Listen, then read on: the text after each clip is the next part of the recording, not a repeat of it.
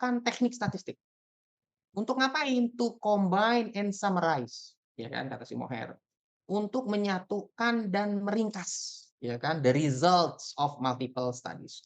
Hasil dari berbagai macam penelitian orang lain. Nah, makanya analysis of analysis. Gitu ya. Kata si Quintana, dia juga menambahkan, MA, meta analysis, is a statistical integrations of evidence. Jadi merupakan penggabungan secara statistik dari berbagai evidence, bukti gitu ya, dari berbagai hasil kajian orang lain that address a common research question, yang menjawab masalah penelitian umum atau tertentu yang shared, ya, masalah penelitian yang sama di antara studi-studi tersebut gitu ya.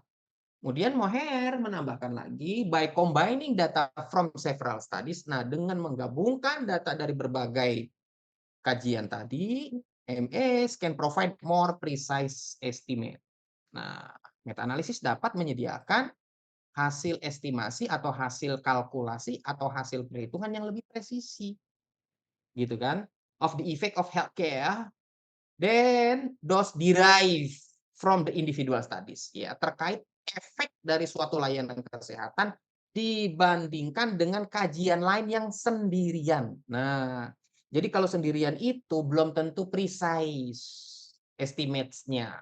Tapi dengan menggabungkan dari berbagai studies yang has the common research questions, especially in healthcare studies, maka more precise. Maka meta analisis lebih precise, lebih presisi gitu ya. Nah, MA outcomes are often used to summarize a research area in the efforts to better direct future works. Nah, hasil akhir dari meta analisis ini seringkali digunakan untuk mensummarize, meringkas ya. Meringkas ya sehingga bisa dipakai untuk penelitian-penelitian berikutnya, gitu ya. Oke, kita lihat sekarang ya keunggulan dan kelemahan meta analisis. Ya, supaya kita tahu gitu ya. Ketika kita mengkontak meta analisis kita tahu tuh keunggulan dan kelemahannya. Coba ulang dari awal ya.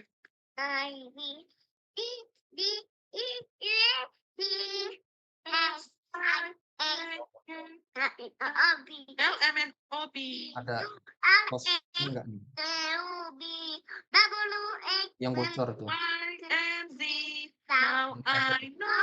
Online.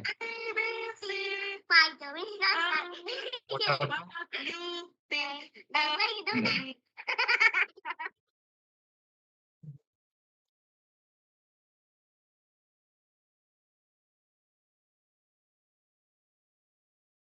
Oke.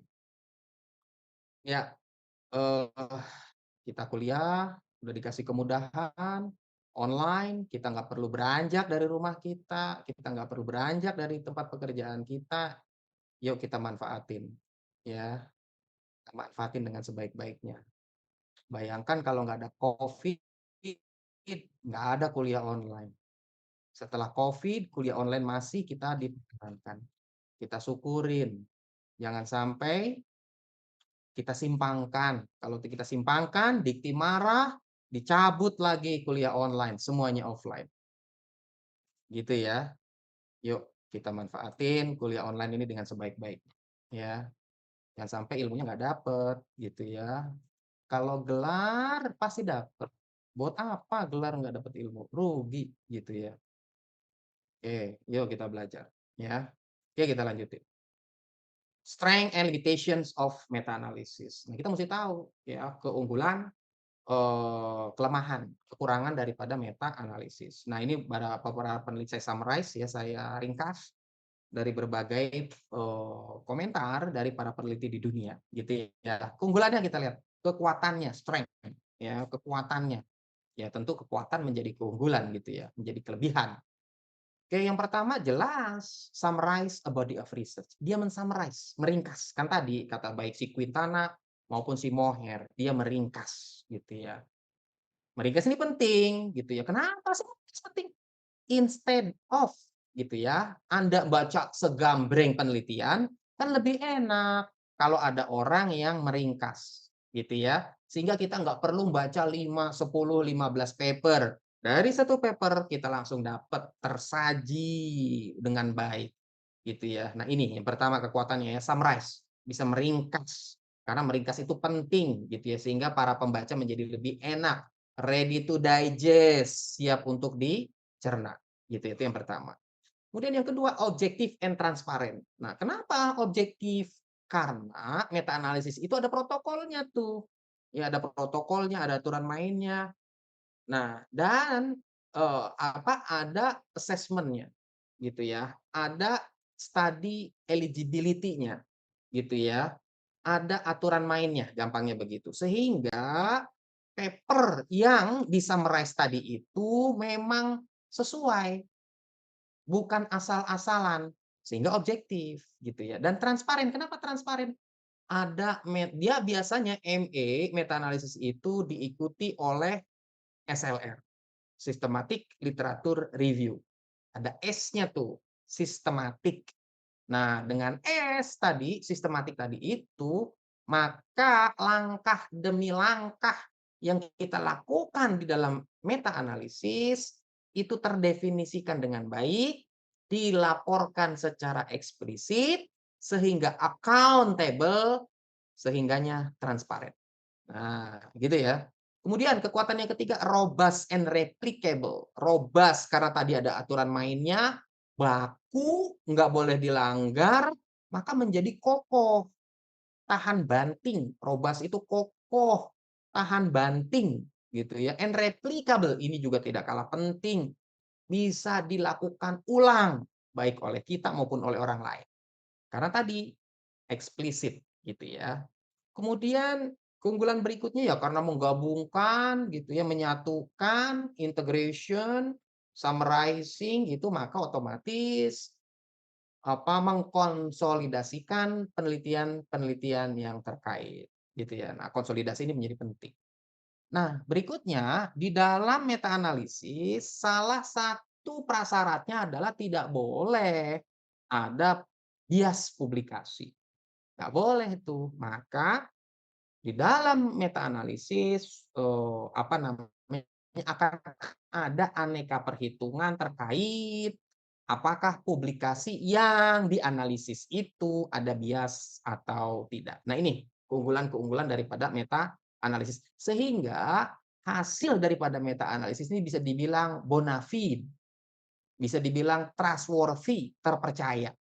Ya, apalagi itu istilahnya bonafide, terpercaya gitu ya, valid, sahih gitu ya. Nah itu keunggulannya.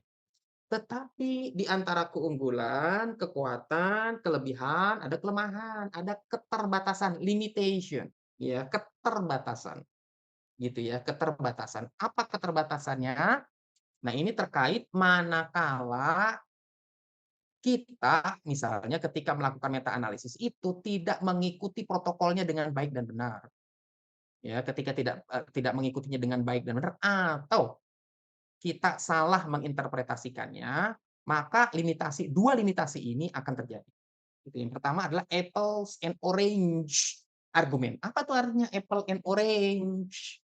Ya, buah apel dan buah orange.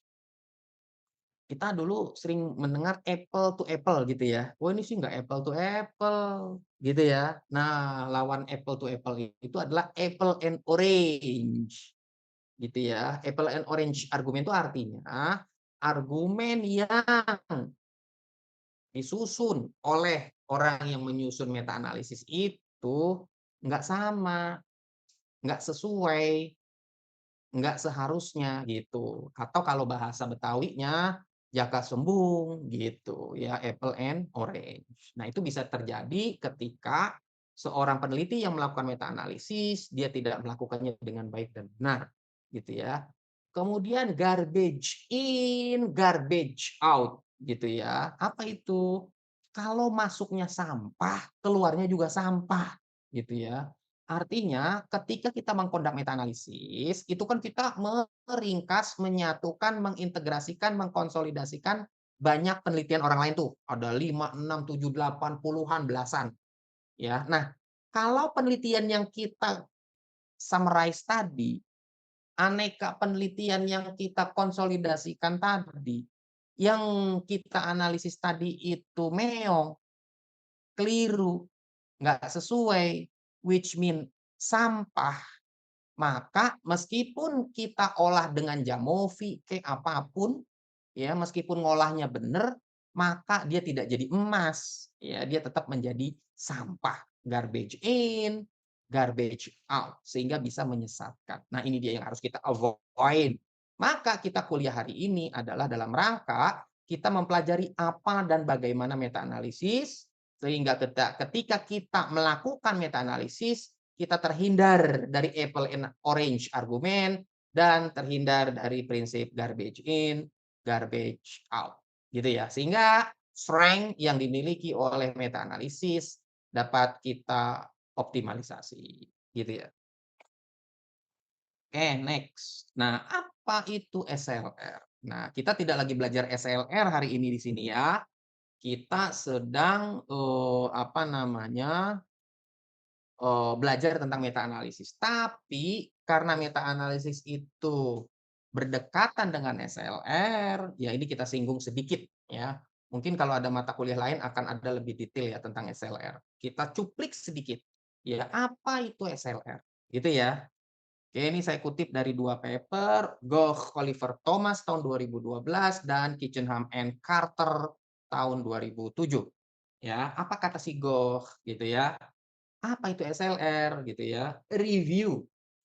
Langsung tuh. SLR is a review. Jadi SLR itu tak lain tak bukan, SLR itu singkatan dari Systematic Literature Review.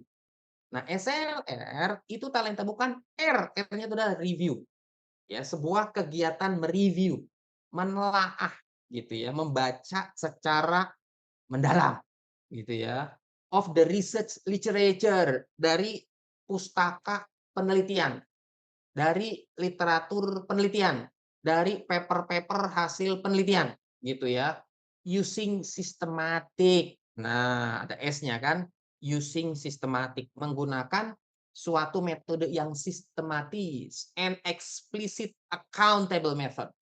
Dan sebuah metode yang secara eksplisit dapat diperhitungkan, itu ya, ada S-nya di sana. Jadi dia literatur review yang sistematik, hence gitu ya, accountable gitu ya. Nah, apa kata si Kitchenham? Ya, SLR adalah sebuah bentuk secondary studies, sebuah bentuk kajian sekunder, sebuah bentuk penelitian sekunder, sebuah bentuk riset sekunder, gitu ya. Berarti kalau riset sekunder, berarti di bawahnya riset primer kan? Primer, sekunder, tersier gitu ya. Berarti dia tengah-tengah tuh. Ya, dia di lanjutan dari riset primer gitu ya. That use a well-defined methodology. Mirip-mirip ya sama si Goch. Yang menggunakan metodologi yang sudah terdefinisikan dengan baik, dengan rapih gitu ya.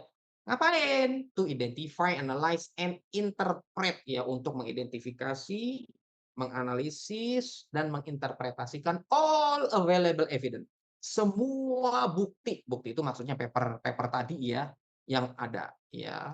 Dalam rangka apa? Relates to specific research question yang terkait dengan satu masalah penelitian tertentu. Nyambung tuh sama meta analisis yang tadi ya, a common research question. Nyambung semuanya tuh. Ya, karena S systematic is biased ya, unbiased, enggak bias gitu ya, and repeatable, dan bisa diulang. Ini yang paling penting. Repeatable gitu ya. Sehingga kata kuncinya nih, yang namanya SLR itu dia adalah sebuah review, secondary studies, systematic, well defined gitu ya, explicit, accountable, and unbiased gitu ya. Nah, itu SLR. Ya, dia adalah review paper, secondary studies yang well defined methodology, explicit, accountable gitu ya, yang dalam rangka menjawab suatu masalah penelitian tertentu. Kenapa orang melakukan SLR? Gitu, kurang kerjaan gitu ya. Karena ketika kita melakukan SLR itu, rempong, ya, itu repot, itu lama, itu butuh tenaga banyak, butuh energi banyak, butuh waktu banyak.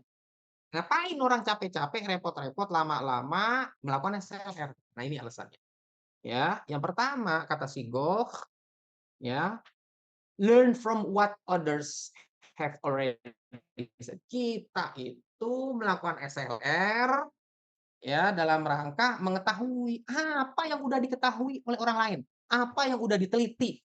Karena di dalam penelitian itu haram hukumnya reinventing the wheel. Ya, apa itu reinventing the wheel? Menemukan roda baru. Enggak, roda udah dari dulu kayak gitu.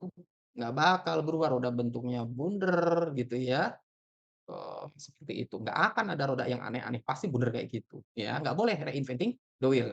Namanya riset itu mengembangkan, memanfaatkan roda-roda tadi itu menjadi produk-produk yang lebih baik, lebih baru, gitu ya. Nah, dengan SLR kita itu akan tahu apa yang udah dipelajarin orang lain.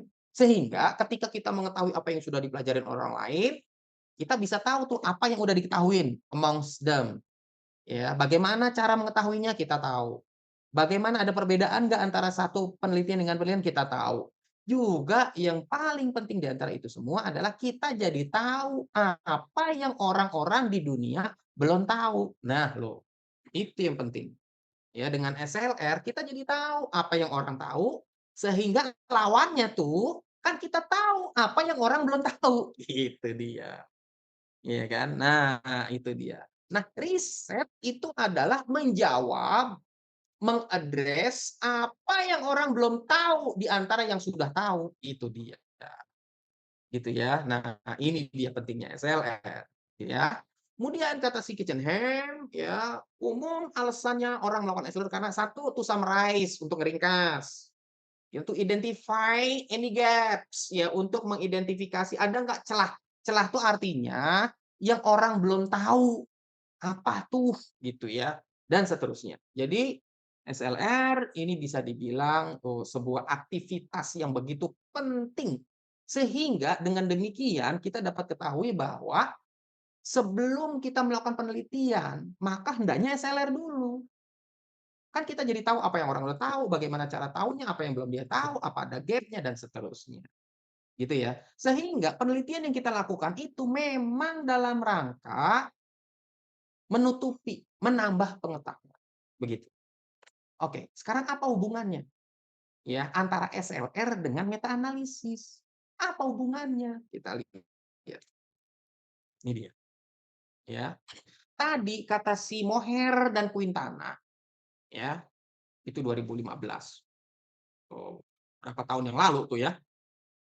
9 tahun yang lalu tuh, ya. Kata si Moher dan Quintana mengatakan bahwa MA itu summarize multiple studies.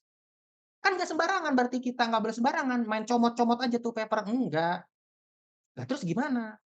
SLR itulah, nah, yang mem-provide meta analisis, ya, eligible paper. Paper-paper yang eligible untuk di meta analisisin. Dari mana sumbernya? SLR. Gitu. Maka SLR menjadi pintu masuk untuk meta analisis. Kalau Anda lihat di berbagai judul paper-paper MA, mostly kebanyakan ada kata-kata SLR. Bla bla bla bla bla bla SLR and meta analysis. Bla bla bla bla bla bla SLR and meta analysis. Begitu umumnya. Tapi nggak wajib ya, kadang langsung meta analisis. Gitu ya. Tapi kalau dia meta analisis pasti ada aspek SLR-nya. Gitu ya. Nah, di mana? Kapan gitu ya? Ketika kita melakukan meta analisis, berarti kita tidak fully melakukan SLR. Gitu ya, hanya di 3 aktivitas pertama dalam rangka eligible paper-nya tadi itu. Studi rasional, studi eligibility criteria, dan search strategy. Jadi 3 aktivitas pertama dan utama dari SLR itu sama meta analisis. Maka ketika kita melakukan meta analisis, sejatinya kita setengah melakukan SLR. Gitu ya. Jadi ada percabangan tuh, ya. Jadi kita tidak menjawab pertanyaan SLR, tapi kita menjawab MA. Tapi ketika kita men-summarize, meng-estimate, ya, paper-papernya sumbernya dari mana kandidasinya? Dari SLR. Itulah hubungan antara SLR dengan meta meta-analisis. Jadi Anda jangan heran, loh kok ada paper penelitian bla bla bla bla SLR and meta-analysis. SLR and analysis on bla bla bla bla bla. Karena tadi itu ya paper-paper yang akan dianalisis di dalam meta-analisis bersumber dari aktivitas SLR gitu ya. Lanjut. Sekarang protokolnya, ya, aturan mainnya dan bagaimana melaporkannya. Nah, maka ada aturan main, ya, ada guidelines, ada pedoman di dalam melakukan SLR yang harus kita ikutin. Sehingga ketika kita mengikuti aturan main itu, protokol itu, guidelines tersebut, maka apa namanya, hasil meta analisisnya menjadi valid. Hasil meta analisisnya trustworthy, terpercaya gitu ya, sahih. Yuk kita lihat. Nah, protokolnya namanya Prisma. Nah, ini dia namanya Prisma. Nah, Prisma ini singkatan dari Preferred Yang Reporting prinsipnya, Items kalau kamu keluar kamar for sana, gak usah masuk di kamar. Meta, gitu ya, Prisma. Nah, jadi kalau kita mau melakukan meta analisis, ikutin tuh Prisma. Ikutin tuh Prisma. Apa yang harus kita adain? Apa yang harus kita penuhin di dalam Prisma protokol, Prisma Pi ya, Prisma Pi, Pi-nya protokol. Satu, studi rasional. Ya, alasannya kenapa? Kenapa apa latar belakangnya kita melakukan meta analisis itu? Itu namanya studi rasional. Harus ada latar belakangnya, ada alasannya gitu ya. Kemudian studi eligibility criteria. Kriteria-kriteria eligibilitas paper-paper yang akan kita cemplungin di MA. Apa kriterianya gitu ya. Kemudian search strateginya. Ya, strategi pencarian papernya gimana? Itu mesti ditulis gitu ya. Kemudian moderator variabel ada enggak variabel yang memoderasi. Risk of bias ini harus dilaporkan. Karena nggak boleh terjadi bias gitu ya. Salah. Yang tadi itu ujung-ujungnya garbage in, garbage out gitu ya. Dan yang terakhir ya adalah statistical approach. Karena di dalam meta analisis kita nanti melakukan estimation, calculation, pooled calculation, pooled estimate. Pakai apa? Statistik. Nah, ini yang harus ada ya. Ada 6 komponen utama di dalam Prisma Prisma protokol yang harus kita buat, yang harus kita penuhi dan kita laksanakan. Gitu. Dan ini semua dilaporkan di dalam paper kita. Ya, di dalam paper kita.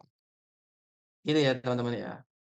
Saya mau kasih tahu dulu biar Anda apa paham ya.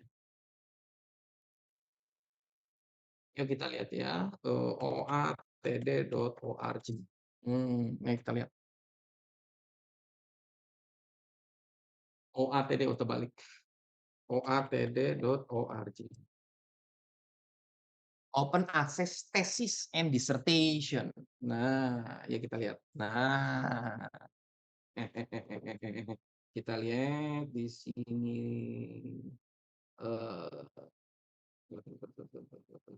All these words, meta analisis,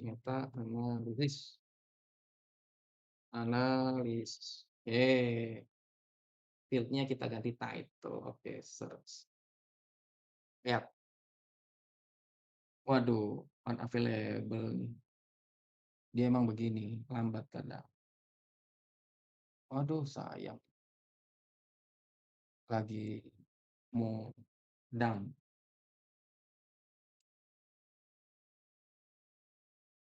Oke, nanti kita balik lagi.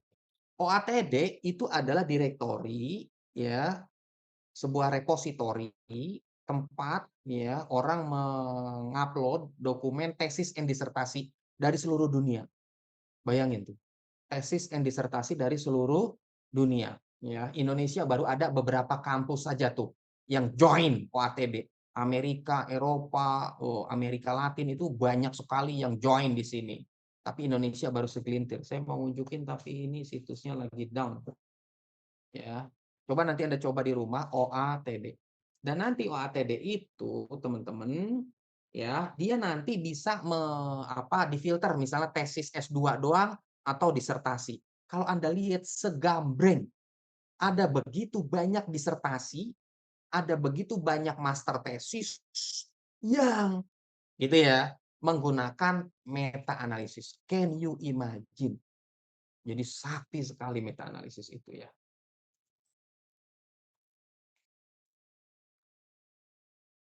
Kita cari di sini, mau nggak? Ah, lagi meong. Ya, nanti Anda coba di rumah. Oke, kita lanjutkan perjuangan. Balik ke sini. Yuk. Saya bisa, Pak. Bisa? Bisa. Oh ya, coba dicari. Ini berarti saya komputernya kali. Internetnya biasa kalau lagi zooman begini dibantai sama Zoom tuh. ATD. Hmm.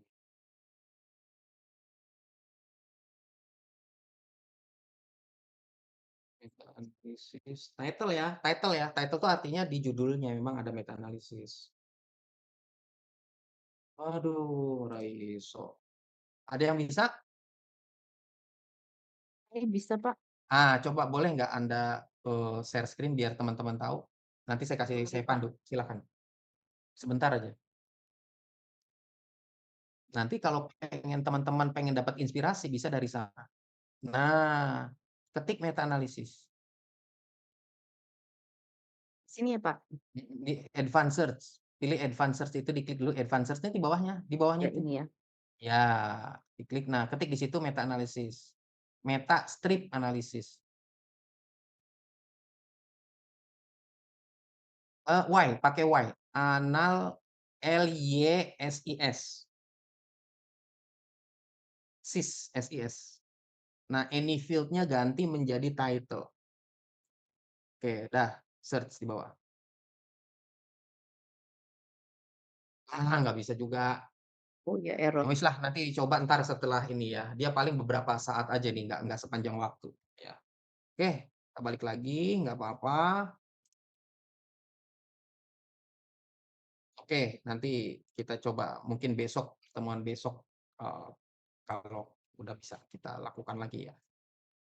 Kita balik lagi ke sini.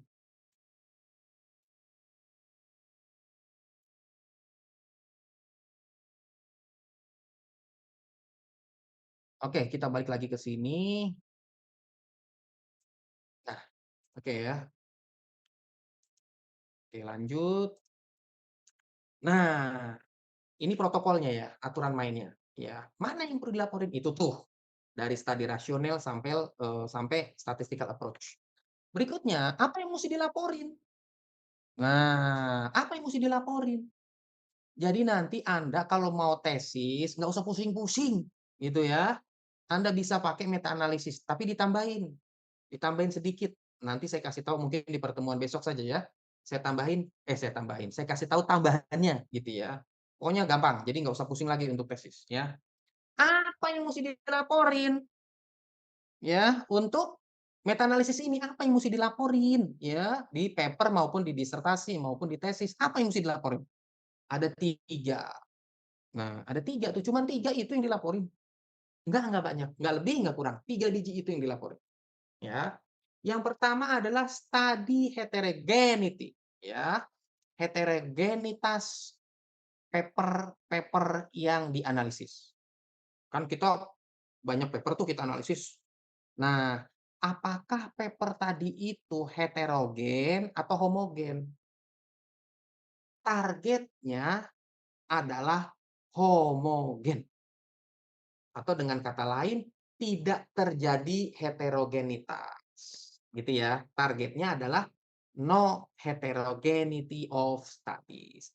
Kalau terjadi heterogen gimana? Nah, ada langkah-langkah mitigasi. Nah, itu besok aja kita ceritain ya. Karena nggak boleh terjadi. Kalau terjadi heterogenitas, wassalam, you can conduct meta analysis. No, you can conduct. Gitu ya. Targetnya adalah no heterogeneity of studies. Apa tandanya? Tidak terjadi. Ada 3 tuh. Ya, ada 3 tuh uji statistiknya ada 3 tuh. Yang pertama adalah Q statistik. Yang pertama adalah Q statistik. Yang kedua adalah I square. Dan yang ketiga adalah tau square. Tiga-tiganya itu. Kayak gimana sih? Nanti kita lihat. Ya, itu yang pertama, study heterogeneity. Kemudian yang kedua, visual effect size.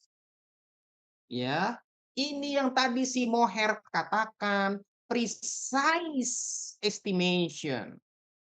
Apa hasil estimationnya? Ini effect size.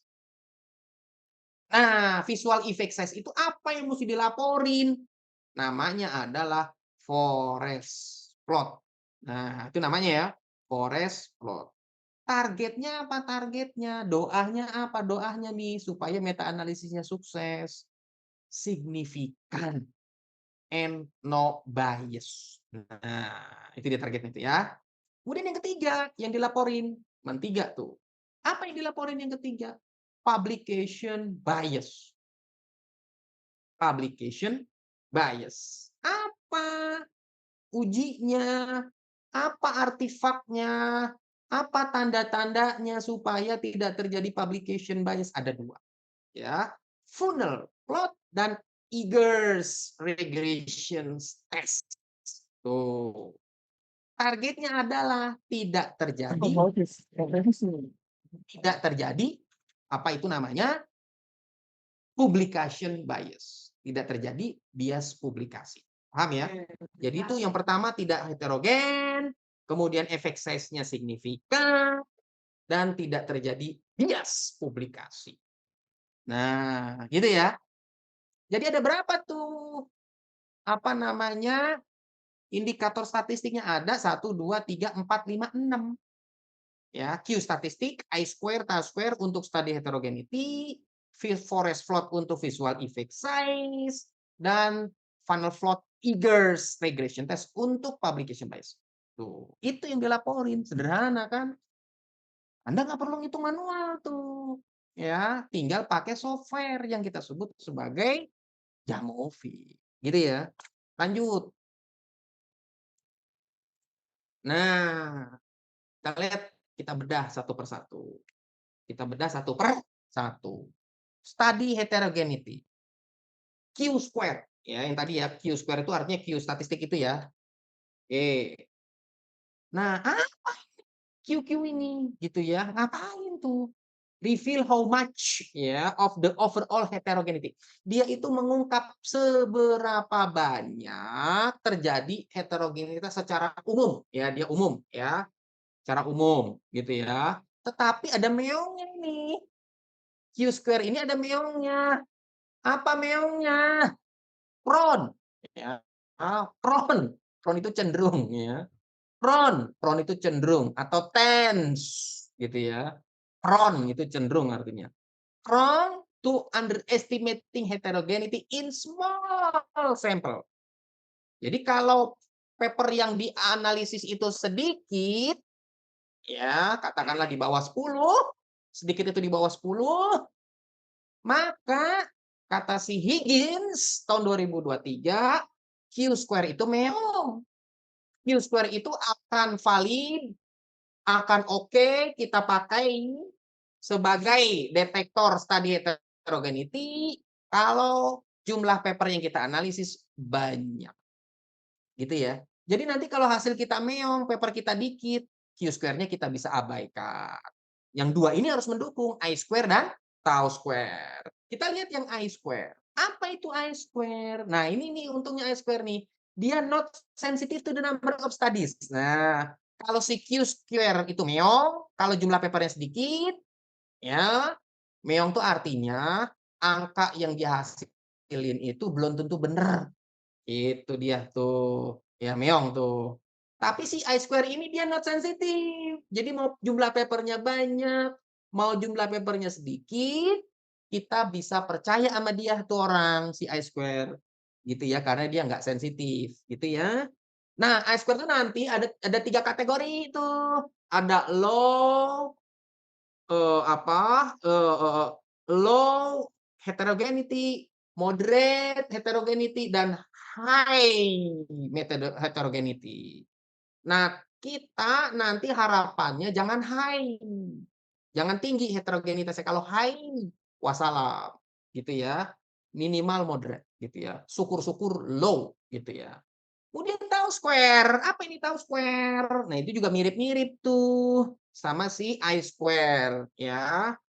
Nah, nanti harapannya tau square ini nilainya mendekatin 0 atau kecil sekali.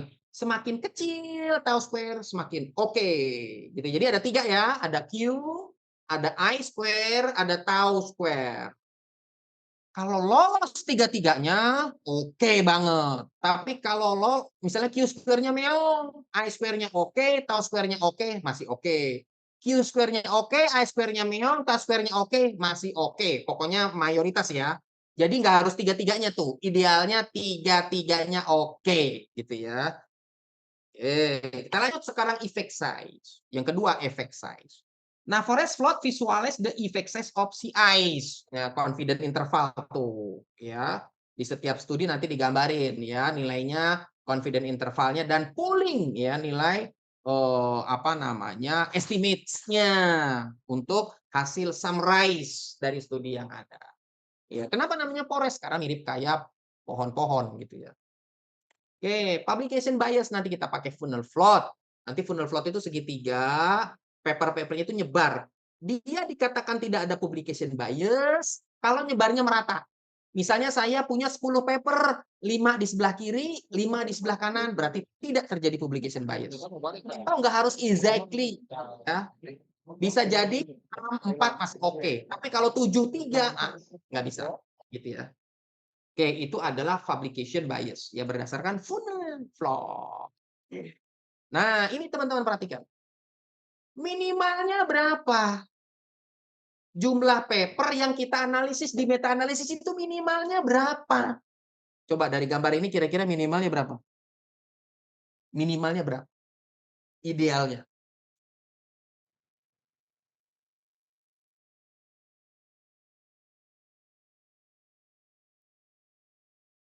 Minimal 6, Pak.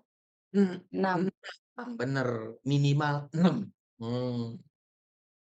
Jadi, Anda kalau mau melakukan meta analisis sekuat tenaga, ya papernya ada 6 biji minimal. Kalau udah 5 gimana? Nggak bisa.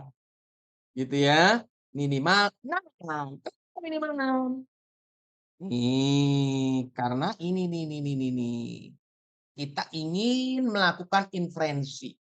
Apa itu inferensi? Inferensi itu artinya meskipun dari 6 paper ini, tapi kita bisa anggap mewakili seluruh penelitian. Gitu. Artinya kalau dia bilang di situ ada temuan, maka nanti di populasi pun akan ada temuan yang sama. Gitu ya, itu inferensi.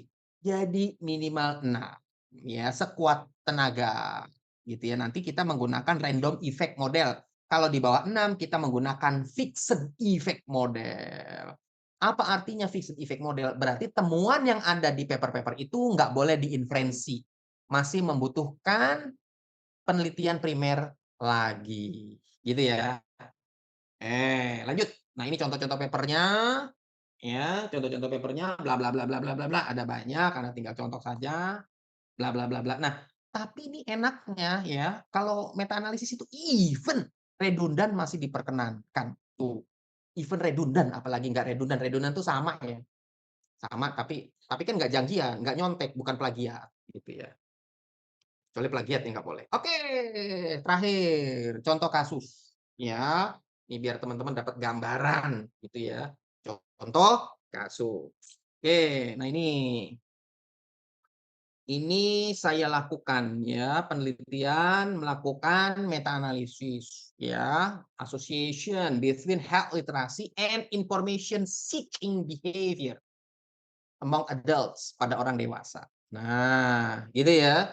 Jadi ada 2 variabel nih, health literacy dan health information seeking behavior, perilaku pencarian informasi terhadap literasi kesehatan pada orang dewasa. Yuk kita coba. Nah, ini saya lakukan, saya nyarinya dari 2 database. Ini namanya search strategy. Ya, lihat. Ada search strategy, ada inclusion exclusion criteria. Ini wajib nih ada. Kenapa ada? Ini, tadi kan Anda ingat ini. Tuh, search strategy, ya toh? Study eligibility criteria. Nih, 2 biji ini nih. Apa bentuknya? Ini dia, gitu ya bentuknya. Oke, database-nya saya ambil dari 2 database, Science Direct dan PubMed. Ya, kenapa? Karena memang PubMed itu bisa dibilang, digital databases untuk kesehatan ya. Science Direct secara umum, tapi juga banyak kesehatan, gitu ya. Nanti Anda mau tambahin yang lain boleh, misalnya kayak Lens, kayak Springer, gitu ya, kayak misalnya Emerald, gitu ya, bisa, gitu ya. Atau langsung aja nggak usah, ini nih namanya taktik gerilya nih.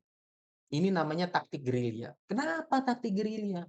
Karena dari beberapa digital databases. Saya pakai 2 ya berarti Science Direct dan PubMed. Kalau Anda males gerilya, Anda bisa pakai satu tunggal database namanya Scopus ya, namanya Scopus. Tapi ada masalah. Apa masalahnya? Scopus berbayar ya. Jadi kalau kita nggak ngelanggan, nggak bisa akses.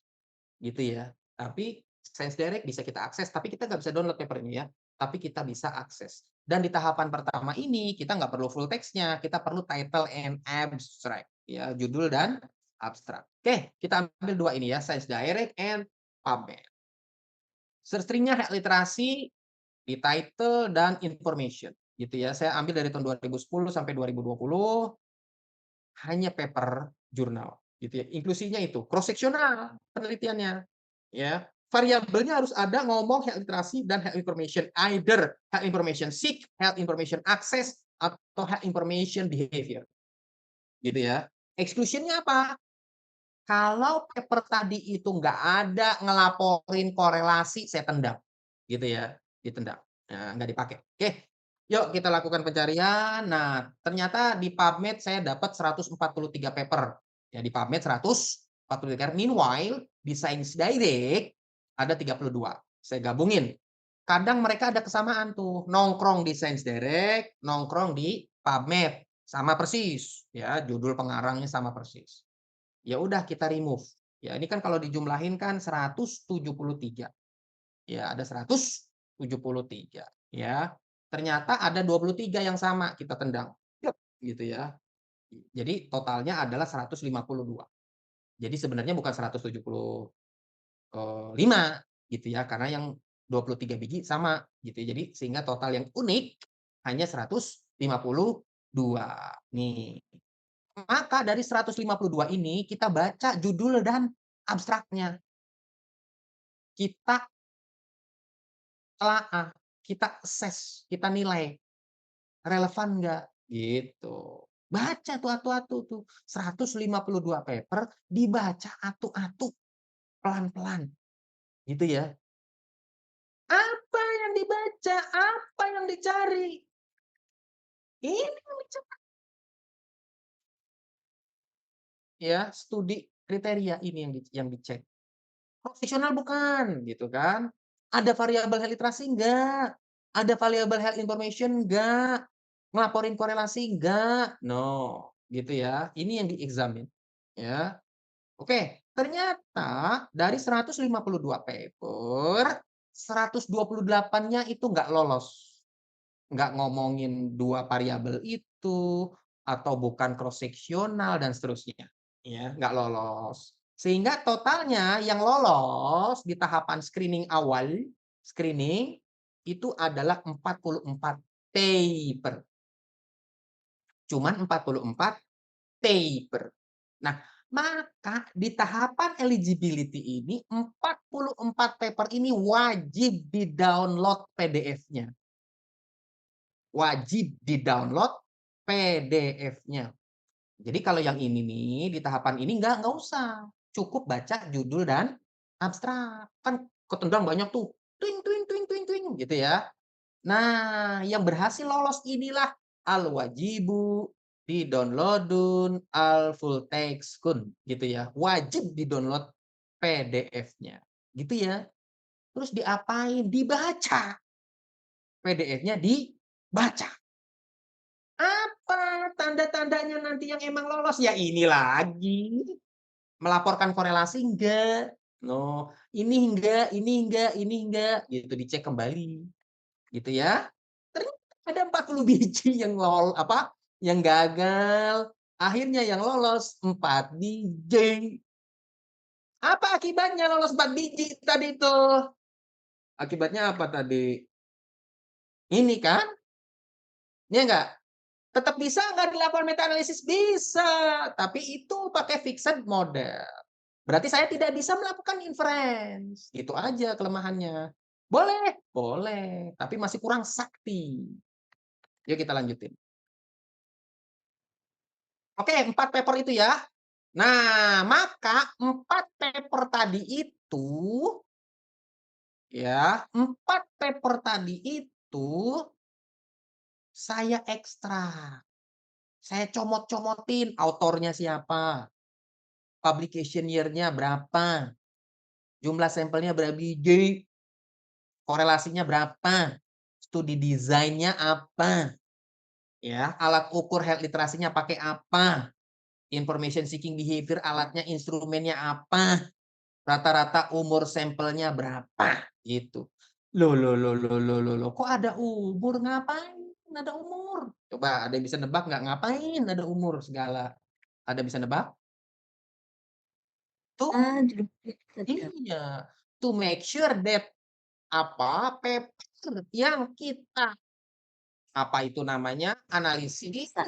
sesuai Orang dewasa. dengan tua. Berarti umurnya harus gede, kan gitu. Jangan di bawah belasan. Gitu, maka umur. Tuh, tandanya orang dewasa apa? Umur. Gitu, ya kan? Jadi nggak sembarangan tuh. Lanjut. Oke, yuk kita lakukan 4 biji tadi tuh. Kita cek atu-atu. Yuk kita cek yang pertama, paper pertama. Tuh judulnya tuh, Association of Alteration in High Information Seeking Preference. Ya, behavior yang preference ya masih mirip ya. In older, wah cocok ini barang. Dari judul aja udah merem saya nih, ini cocok ini mah dari judul aja, gitu ya. Yuk kita ambil. Ngek. No, limitasinya. Oh, studi desainnya ternyata cross sectional, cocok kan? Tadi kan cross sectional, Anda inget nggak tuh? Ya kan? Cross sectional kan? Cocok, ya kan? Cocok, ya kan? Jumlah sampelnya berapa biji? 129. Rata-rata umurnya berapa tua? 73. Cocok, gitu kan? Cocok, berangkat. Terus alat ukurnya apa? Oh, untuk information seeking dia pakai namanya the Autonomy Preference Index. Untuk health literasi dia pakai SKHLT. Loh, catat tuh, dicatat semua tuh. Ya nanti dinarasikan di papernya atau di tesisnya. Terus berapa nilai korelasinya? Tuh, ternyata titik 24 berarti 0,24. Nih kan health literasi sama health listening. Ini dia nilainya. Paham ya sampai sini ya? Oke, lanjutkan perjuangan. Yang signifikan-signifikan loh ya, kalau nggak signifikan jangan. Harus signifikan. P value-nya kan di bawah 0,05, berarti signifikan. Ambil, ya R-nya adalah 0,24. Aman yang pertama. Paper kedua. Judulnya tuh bla bla bla bla bla bla bla bla bla tahun 2017. Apa tadi desainnya? Oh, bla bla bla bla bla bla bla cross sectional. Ah, cross sectional. Berapa umurnya? Oh, 41. Oh, 41 kan orang tua, ya kan? Berapa biji sampelnya? 305. Mantap, dapat. Terus HL-nya pakai apa? Oh, dia pakai Rilem. Rapid Estimate of Adult Literacy and Medicine. Gitu ya. Seeking behavior-nya apa? Dia nggak make. Dia bikin sendiri, ngarang. Dia menggunakan kuesioner. Bolehkah hal itu? Boleh. Gitu. Ya nggak? Cakep tuh artinya tuh. Terus korelasinya piye? Oh, ini dia nih nomor 6. Nomor 6 nih, nomor 6 nih. 3 ketemu sama nomor 6. Nomor 6 ini nih, 3, 6, 6. 6 tuh berarti yang ini nih. Nah ini 0,16. Dan signifikan karena bintang 2 ya. Bintang 2 tuh artinya P-nya di bawah 0,01 berarti signifikan. 0,16. Bantai ya. Lanjut paper ketiga. Trot. Ini paper ketiga tahun 2015. Ya kan? Download papernya. Tadi di sini cross sectional. Oke, cocok. Sampelnya berapa biji? 180. Oke, umurnya berapa? Rata-rata 38. Oke, orang tua udah 38 ya. Udah tua lah maksudnya. Health information-nya pakai apa? Ngarang. Pakai apa? Kuesioner boleh nggak? Boleh.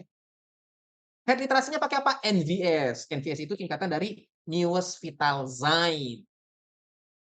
Lanjut, nih paper keberapa tadi ya? Paper ketiga ya. Berapa nilainya? 0,32. Ya kan? Wow, bahkan p-value-nya kecil sekali. Cakep. Lanjut paper keempat. Download, baca atu-atu. Ini dia papernya. Apa anunya? Cross sectional. Oke, cakep. Sampelnya berapa biji? 950. Oke. Lah, umurnya berapa? Nggak ada. Gimana ya? Nggak apa-apa. Umurnya nggak ada, nggak apa-apa. Berarti dia nggak ngelaporin. Tapi ini pasti kalau kita baca, dia orang tua. Tuh, lihat. Individual ages 20 sampai 79. Berarti kan orang tua. Cuman dia nggak ngelaporin rata. Ya, gitu ya. Oke, nggak apa-apa. Tapi yang jelas orang tua. Taunya dari mana? Orang tua. Ini 20 sampai 79. Ya. Lanjut perjuangan.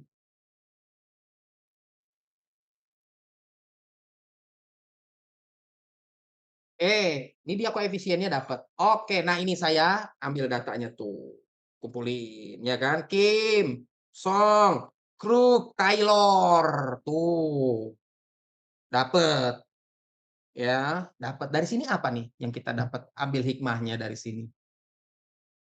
Anda kalau mau melakukan hal penelitian yang sama, nggak usah pusing. Ya, nggak usah. Sama kayaknya dulu itu skrip. Kuesionernya Anda bisa ambil nih. Bisa contek. Ini siapa nih? Bagi-bagi layar. Iya ini Kairani ini nggak tahu dia di layar dia nih. Ya itulah. Ini saya bilangin. Sekolah yang benar. Udah Materi bayar mahal. materi dosen nggak Udah sekolah. bisa di atas dipilih tuh ada 2 layar, bagi layar di pojok kiri atas. Ini panitianya nggak ada apa? Pilih aja Pak, ada muncul tuh berbagi layar ada 2. Terus? Centang aja Pak Adi punya. Enggak, yang ianya Bu Kairani itu harusnya matikan share screen-nya. Tadi saya chat juga nggak dibaca. Aduh. Dikasihnya yang. Oh ini Hairani ya. Saya close dulu. Biarin. Tunggu. Biarin saya close. Oh nggak bisa saya close. 2 kali bayar kan? 16 Nggak bisa juta saya close baru Hairani ini. 11 juta dengan uang wisuda, uang apa semua terakhir kemarin Aduh. 16. Lagi ngomongin uang. Aduh ngomongin lagi begini. Please deh. Anda ini kuliah. Ya kan? Please. Udahlah, yang lain ntar dulu. Gua kuliah dulu deh. Begitu dong. Lu minggir dulu pada lo. Gitu. Gua mau kuliah dulu nih. Lanjut Pak. Gitu. Yang lain ntar-ntaran. Ya kan? Gua kuliah dulu nih. Lu ntar-ntaran. Gitu dong. Ya kan? Ilmu nih. Ya kan? Dulu saya masih kecil nggak tahu ilmu itu apa ya. Waktu saya SD itu. Ilmu itu apaan sih? Yang saya tahu ilmu itu orang bisa terbang. Nggak mempan di tembak. Itu tuh. Sekarang saya baru tahu. Oh ilmu tuh ini toh. Gitu. Jadi please, ilmu tuh ini nih yang lagi kita plototin tuh ilmu nih. Ya, bisa menyebabkan Anda terbang juga gitu ya. Tapi bukan terbang secara fisik. Ya, nih apa nih artinya dari sini? Jadi nanti kalau Anda melakukan penelitian nih, besok nih ya, inget-inget nih kalimat saya. Kalau Anda mau pakai meta analisis untuk tesis gitu ya, Anda tambahin risetnya ditambahin gitu ya. Ini kan ada 4 biji nih, Anda tambahin my own research. Nah, Anda silahkan pakai ininya apa, ininya pakai apa, silahkan ditiru, terserah. Tapi jangan sama persis nih, misalnya ininya saya pakai Rilem, ininya saya pakai ini, gitu. Atau ininya saya pakai KHLX, ininya saya pakai ini, pokoknya di-mix. Jangan ini sama ini sama, jangan, di-mix gitu ya. Udah tinggal survei ke orang yang umurnya tua. Beres. Dapat data. Ukur korelasinya. Begitu tambahin. Nanti waktu tesis ya, Sehingga nanti riset Anda tuh nyemplung tuh. Jadi nanti riset yang di meta analisisin jadi 5. Paham ya? Jadi 5. Kalau udah 5 tambah ada 1 jadi 6. Gitu. Ya, paham ya? Oke, lanjut. Kelamaan. Nah, pakai Jamovi. Pakai Jamovi gimana cara memperolehnya? Gitu ya, nggak usah pusing Anda. Ya. Anda ketik di Google, ya ketik Jamovi. Ya, Jamovi. Aduh, kurang O. Jamovi. Nah, ini dia nih, Jamovi. Ya, gratis, download. Ya, gratis. Nih, Jamovi. Ya, udah download, install di laptopnya nih. Tuh, yang desktop pilih ya. Jamovi, desktop, diklik. Nah, pilih yang mana? Yang ini, yang terbaru. Ya, pilih yang terbaru. Komputer saya Windows, yang mana? Yang ini. Komputer saya Mac, yang mana? Ini.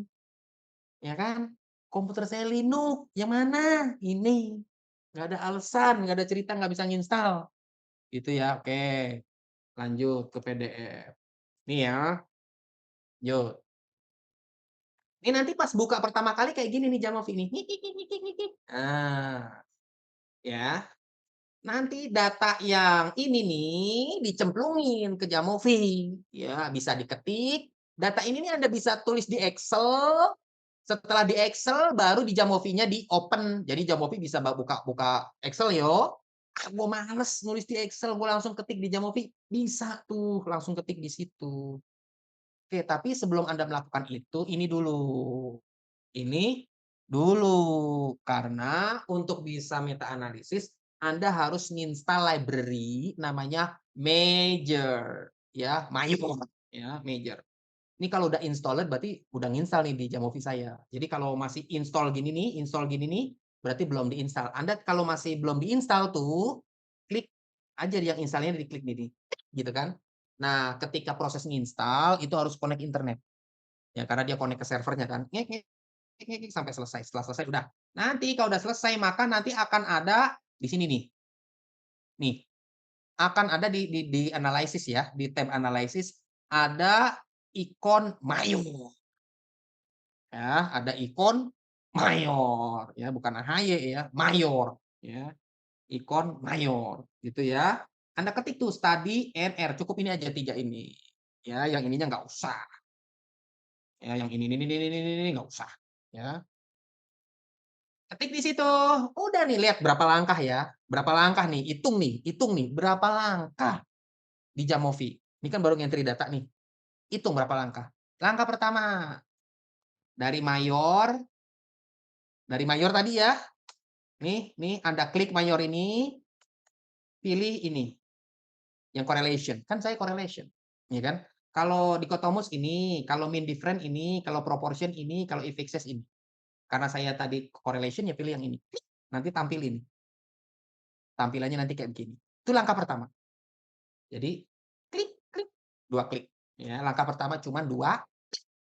Oh, masa nggak ingat sih 2 klik begitu doang. Langkah kedua. Ya udah yang N tadi nih, yang N cemplungin ke sampel size. Yang R kan korelasi, masukin ke sini, yang moderatornya dikosongin, tadi cemplungin ke sini. Tuh, nyemplung kan?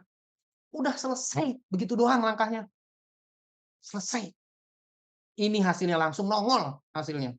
2 langkah, masa 2 langkah nggak bisa? Masa 2 langkah nggak hafal? Gitu ya, 2 langkah. Yuk kita lihat interpretasi.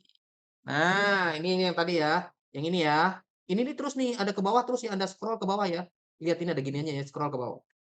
Ini hasilnya tuh, ada Q tadi kan, katanya ada Q, ada I square, tau square.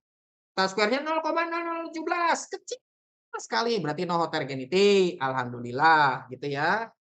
I square-nya piye? Oh iya, saya lupa ngasih tahu. Data saya karena saya perbaharui, itu kan presentasi tahun 2020. Kemarin-kemarin saya coba download, ternyata nambah 2 lagi. Ya, si Kubi sama si An. Jadi 6. Ya, udah oke nih ya. Udah bisa saya lakukan inferensi. Waduh, udah mau jam 5 nih. Oke. Oh, I-square-nya ini 37 berarti moderat. Oke lah masih. Key value-nya ini berarti 20 ya. Berarti nggak ada heterogeneity. Asik, lolos. Berikutnya, forest plot. Berapa nilainya? 0,19. Nih fixed. RE itu random effect model. Ya, random. Kan tadi boleh. Kan 6. Kalau di bawah 6 nanti ininya jangan RE tapi FE, fixed effect model. 0,19 berarti kan tadi masing-masing tadi kan beda-beda tuh korelasinya. Berarti sebenarnya di dunia nyata itu berapa sih korelasinya? Di dunia nyata itu korelasinya 0,19. Ini artinya inferensi, teman-teman. Jadi nanti kalau ada orang melakukan pengukuran yang sama nggak akan keluar ya antara 0,14 minimal dan 0,24 maksimal.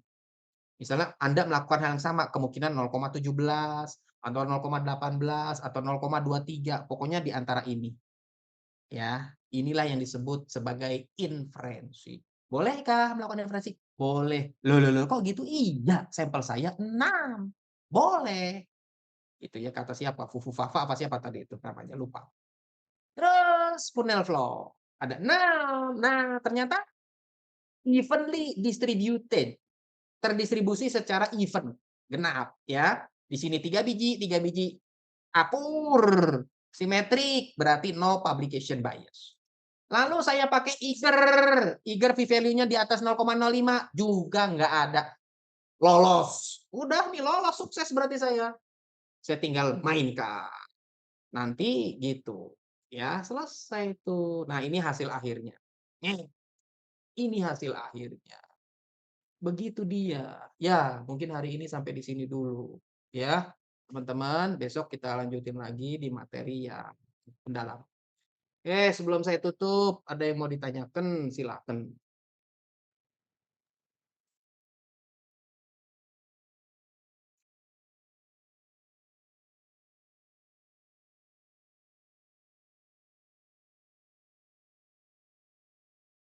Ada yang ditanyakan? Ada? Ada. Oke.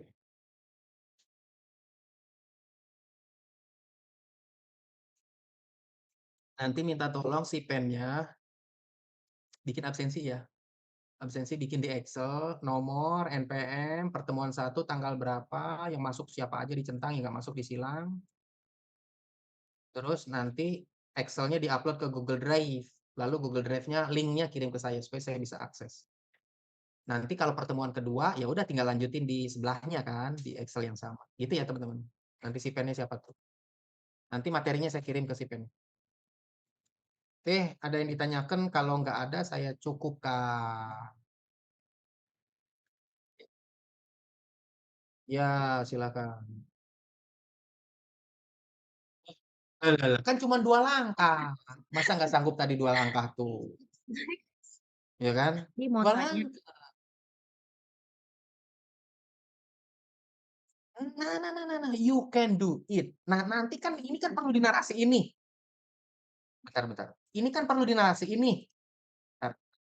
Ini kan perlu dikata-katain tuh di paper atau di tesis ya kan? Nggak usah pusing. Gampang banget narasiinnya. Besok saya kasih tahu caranya. 5 menit selesai. Bikin tesis itu 5 menit selesai. Saya kasih tahu caranya.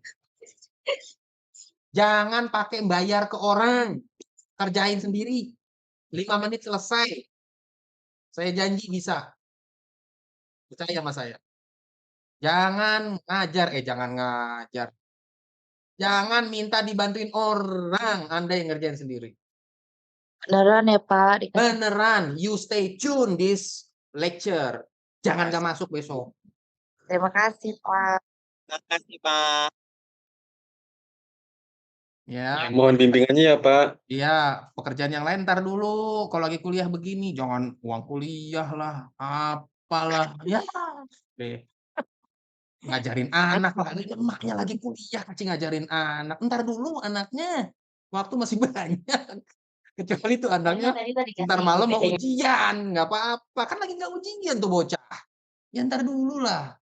emaknya lagi belajar nih, tunggu ya, gitu. Mau dia, bandel nih, kasih es krim selesai, bocah mah gampang. Beliin es krim, tuh barang. Ya kan? Beliin es krim selesai, jangan dikasih gadget. Kadang dikasih gadget, waduh ntar ya enggak tuh nontonnya tuh. Jangan, beliin es krim lah, kalau es krim masih oke. Ya, saya kira ada lagi yang mau ditanyakan? Tadi mau tanya. Ya. Jadi, tujuan meta analisa ini kan pertama kan kita tadi mengumpulkan data, paper-paper yang ada, apakah, bisa menjadi referensi dari atau untuk melihat, data kita yang mau kita penelitian kita itu, sudah memenuhi atau seperti apa itu, Pak, tujuannya dari kita melakukan meta analisis kita itu? Berarti kan kita harus punya data sekunder, data, utamanya, seperti itu ya, Pak? Iya, betul. Jadi begini nih ya, nanti nih kasih tipsnya ya untuk skripsi besok, tesis ya. Anda lakukan ini seperti yang saya lakukan, tapi tentu topiknya beda, jangan yang ini. Kalau yang ini udah saya lakukan, yang beda. Misalnya tentang kok early, apa misalnya tentang breastfeeding, tentang smoking cessation, tentang apa namanya, Stunting misalnya pokoknya tentang stunting kesehatan lah ya, ya, kesehatan ibu dan stunting anak, apapun misalnya, lah, you Pak. name it lah ya, I don't know ya. Stunting gitu, Pak? Stunting atau apapun you name it ya. Cara nyarinya mana? Pertemuan ketiga saya kasih tahu, gitu ya. Jadi stay tune aja pokoknya. Nah ini Pak, Nah, permasalahannya kita menggunakan data, kualitatif, kuantitatifnya itu masih bingung Pak, gimana tuh? iya nggak usah pusing, ikutin aja mata kuliah ini. Nah, nanti gini ya teman-teman, nanti Anda melakukan meta analisis, setelah Anda melakukan meta analisis, Anda juga ngumpulin data sendiri. Maksudnya apa yang tadi tuh, kan penelitian saya cuma 4 tuh. Anda lakukan survei ya dengan variabel yang sama persis. Kuesionernya tiru. Yang membedakannya apa? Jangan sama plek ya. Jangan sama plek ya, kan ada 5 tuh. Kan beda semua tuh 5-5-nya tuh. Ya, yang ininya pakai yang itu, yang ininya pakai yang ini gitu ya. Terus kita survei untuk masyarakat Indonesia. Ya, dengan rentang umur yang tentu kalau orang tua ya orang tua, kalau pada bocah ya pada bocah, kan begitu. Ikutin. Nanti hasilnya kalau misalnya korelasi, uji korelasinya nanti di Jamovi ada tuh, uji korelasi cuma 2 langkah juga tuh. Crot, kan dapat, masukin ke meta analisis. Jadi hasil penelitian Anda itu menjadi penelitian yang akan juga dilakukan meta analisis. Paham ya? Itu dia. Terus berikutnya, kalau seandainya nih papernya ternyata ada 6 atau ada 7, pokoknya di atas 5 dah pokoknya. Pilihannya 2 ya. Penelitian Anda itu Anda masukin, Anda lakukan meta analisis jadinya 7, paham ya? Atau gini, atau tetap 6, kan 6 udah cukup. Terus hasil penelitian Anda itu Anda bandingkan, benar enggak berada di rentang yang sama. So, penelitian Anda itu sifatnya konfirmasi. Itu, wah canggih itu. Waduh, lulus S2-nya. Gitu ya. Oke, sip. Ada lagi yang ditanyain? Padi, saya tanya boleh Padi?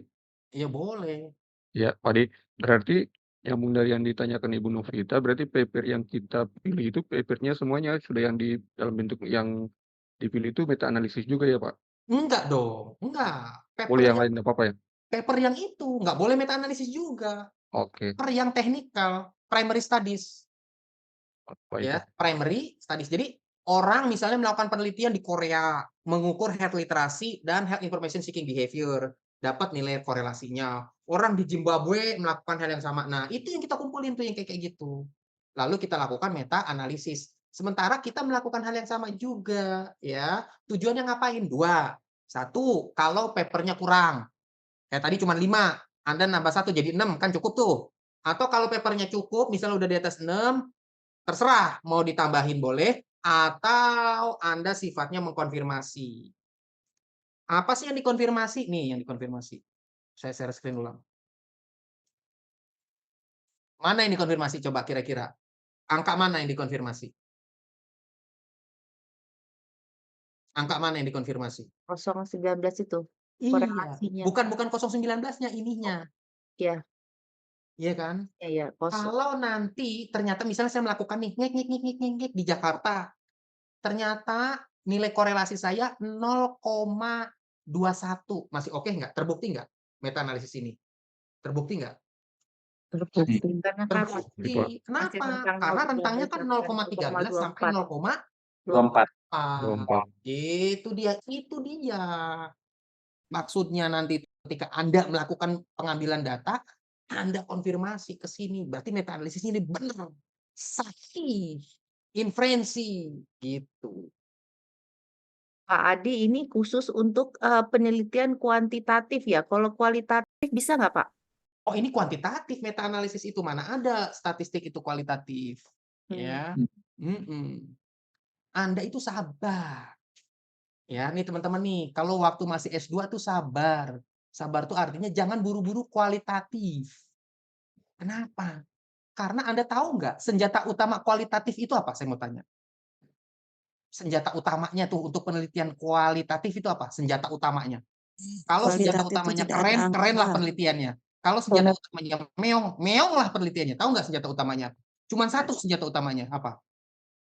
Kata-kata. Bukan. Kata-kata masuk Soekarno. Dan perjuangan adalah pelaksanaan kata-kata. Kuesioner, Pak. Wawancara. Wawancara Enggak, mendalam. wawancara, FGD. Enggak, bukan. Masih ada di atas FGD tuh. Masih ada di atas wawancara, makomnya. Apa? Interview. Ada di atas interview makomnya. Sampel. Sampel itu kuantitatif. Benar, Pak? Suara Pak Adi hilang, Pak Adi. Data deskriptif kali ya, Pak? Suara Pak Adi hilang. Oh ya, enggak, bukan. Ya, kan. Ayo, apalagi? Kagak bisa jawab kan? Karena nggak bisa jawab, jangan buru-buru nanti waktu S3 saja atau setelah lulus S2. Mau tahu senjata utamanya penelitian kualitatif? Senjata Boleh, Pak. utamanya adalah the researcher itself. Penelitinya itu Research. sendiri adalah senjata utamanya. Karena dia yang mengkondak, dia yang mengarrange, dia yang mengatur, dia yang mendirect, dia yang mengorkestrasi wawancara, dia yang mengorkestrasi narasi dan seterusnya. Kalau dia meong, meong semuanya itu. Ya, betul Pak, betul Pak. Iya. Nah, syarat Anda keren di kualitatif, hebatkan diri kita dulu di kuantitatif. Gitu. Kalau kuantitatif kita hebat, itu menjadi modal utama untuk hebat di kualitatif. Jadi kualitatif itu jangan jadi pelarian karena memang di kuantitatif terbalik. Karena kuantitatif itu adalah batu pijakan untuk kualitatif. Itu dia. Ya kan bukan wah, gua susah ini statistik kualitatif lah. Waduh, malah salah besar itu. Justru ada taklukan statistik. When you becoming a qualitative researcher, then you are a great soldier. Itu tuh. Ya gitu ya, 4 menit lagi harus pulang. Pak Adi izin nanya, Ya, jadi paper-paper yang kita MA-kan ya.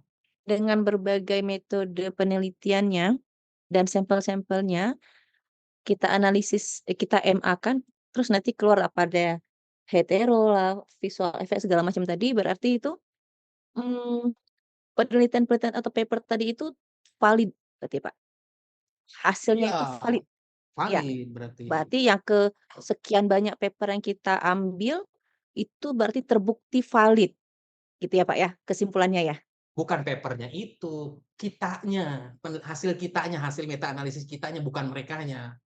Oh gitu. Iya, justru kitanya, kan yang berkepentingan kita, bukan mereka. Nanti kita Artinya tidak temuan melihat kita misalnya itu yang paper yang sekian banyak itu belum tentu valid, terserah hasilnya gitu ya, Pak, ya? Berarti cara kita enggak. Bukan MA-nya valid kan enggak valid ya, Pak, valid. ya? Paper tadi itu harus dipastikan dia berkualitas dulu papernya. Ciri-ciri paper berkualitas ya, yang pertama dia nongkrong di jurnal yang berkualitas. Itu yang pertama, tapi nggak harus kayak gitu. Yang kedua, anatominya bener. Ya, ada introduction, research question-nya ada, metodologinya jelas, gitu.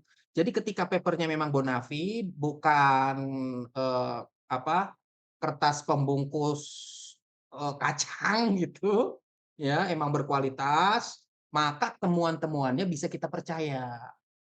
Sehingga karena bisa kita percaya, maka kita bisa lakukan meta analisis. Jangan penelitian yang meong.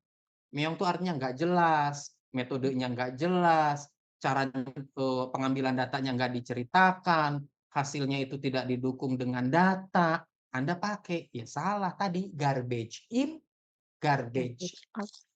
Gitu tuh. Ya, jadi Nah, nanti harus punya ya, kemampuan tuh baik. menebak, menentukan paper ini berkualitas apa enggak. Pak, Gitu. Pak Adi, kalau dalam metodologi kita menggunakan meta analisis ini, apa memang mempengaruhi nggak jumlah sampelnya? Tadi minimal 6 papernya ya, yang masuk sampel itu 6 tadi itu ya, minimal ya. Minimal. Tapi bukan berarti, udah 6 nih, udah lah. Jangan. Itu apa kata literatur. Kalau di literatur ada 10, 10. Kalau di literatur memang ada 15, 15. Semakin banyak semakin bagus. Bukan gitu, Pak. Maksudnya bukan dari sampel paper, tapi Oh, sampel respondennya. ya respondennya itu, Pak. Pengaruh, Itu pengaruh. minimal berapa, Pak? Oh, nggak ada minimalnya. We are taken for granted about the sample size. Taken for granted. Walaupun Kenapa? sampel datanya kecil nggak masalah, Pak. Ya, ya, Jadi tapi kan pasti papernya ditolak sama jurnal kalau meong begitu. Nggak mungkin publish. iya, iya. Iya kan? Nah, lihat tadi sampelnya, ada yang 950, ada yang 300. Mana ada yang sampel cuma 30 biji? Nggak mempan di dunia sampel 30 biji. Iya kan? Coba lihat tadi itu ada 300, 400, 700, 950. Waduh. Berarti Sampel nanti nggak laku. penelitian kita juga harus minimal sampelnya di rata-rata segitu, Pak. Iya. Ya, tapi jangan dipaksain banyak lah. Ya, 60, 50, oke. Ya. Pak, Jangan cuma 12 apakah biji, nggak paper mempan 12 yang biji. Sumber paper yang kita ambil itu harus yang publish internasional atau yang bisa nasional gitu? Ya, nasional boleh-boleh aja sih. Cuman aduh, saya kagak percaya. Oh gitu. Iya iya iya, Ya oke. kan, meong bener tuh. Kadang akal-akalan, akal bulus. Ya, akal bulus ngerti nggak tuh? Datanya Iya. dimainin lah, hasil aduh, berat, berat. Iya. Gitu ya. Indonesia Makanya di terbukti ini Pak ya, PubMed, PubMed itu udah pasti i berkualitas. Indonesia terbukti, publish yang ini ya Pak ya, Hmm, publish yang di bawah ya, bawah terpercaya, under ya estimate. gimana? Ya karena Anda Ada. nih, maka kita lah, di pundak kita lah merubah itu semua. Ketika riset, lakukan dengan baik dan benar. Biarkan orang-orang yang nggak capek-capek itu tapi punya uang banyak dapat doktor HC. Itu rezeki mereka. Kita nggak peduli, kita kuliah yang benar. Gitu. Jangan ngiri sama orang-orang yang dapat doktor HC. Ya toh, sekolahnya meong, visi misi aja kagak tahu, tapi jadi dokter. Gitu ya. Ya duitnya banyak, udah rezeki biada itu. Ya. Kita tidak melalui uang-uangan itu. Kita melalui bangku kuliah. Gitu ya, kita taklukkan perkuliahan. Satu lagi Pak, kalau misalnya yang tidak dapat paper, by download itu kita tidak mendapatkan PDF-nya, kalau kita pakai Skyhub itu Boleh, masih oke ya Pak ya? boleh, you are welcome. Halal, boleh. Berarti Bapak udah mencari di Skyhub itu nggak ketemu tadi ya? Oh, yang Yang mana? Nggak ada yang nggak 40 ketemu kok. Nggak ada yang nggak yang ketemu kok, ketemu nggak semua. ketemu paper-nya, nggak ketemu paper download-nya itu, Nggak ada, PDF? ketemu semua. Oh ketemu semua, oke. Ketemu semua. Cuman 4 tadi yang Emang cuman yang 4. oh, Emang yang cuman 4, bukan 4 berarti tadi yang lain kagak ketemu, emang cuman 4 adanya. oh gitu, iya iya Mhm. iya. Oke oke, sip Tapi sip. kalau Anda udah berupaya keras, nggak ketemu ya sudah, nggak apa-apa. Nanti Mmm, dilaporkan ya, nggak ketemu sekian gitu. oke. Baik Nggak Pak, masalah, nggak ketemu kasih. nggak apa-apa, dilaporkan. Tapi nggak ketemunya itu jangan nggak ketemu malas. "Oh, gue males nyarinya." Loh, itu nggak bisa.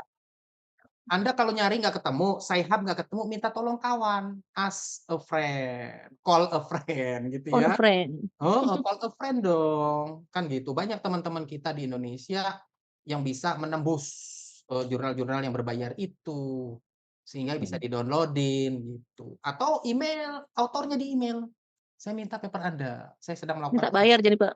enggak, it is free, nggak ada. Oh, enggak? Enggak, ngapain orang bayar, ngasih paper kok bayar, enggak. Oh, oke Anda email oke. kan di autornya ada tuh emailnya kan, corresponding emailnya kan di paper kan? Ya, heeh. Di email, "Pak, Bu," ya tentu in English, unless dia orang Indonesia. "Saya sedang melakukan saya boleh minta papernya?" Gitu. Dikasih entar. Bel Milo Oke di-update oke. di-update dulu.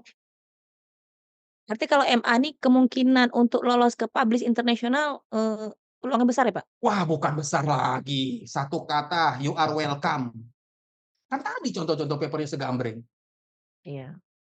Oh, iya. Udah lulus duluan ya, Pak, ya?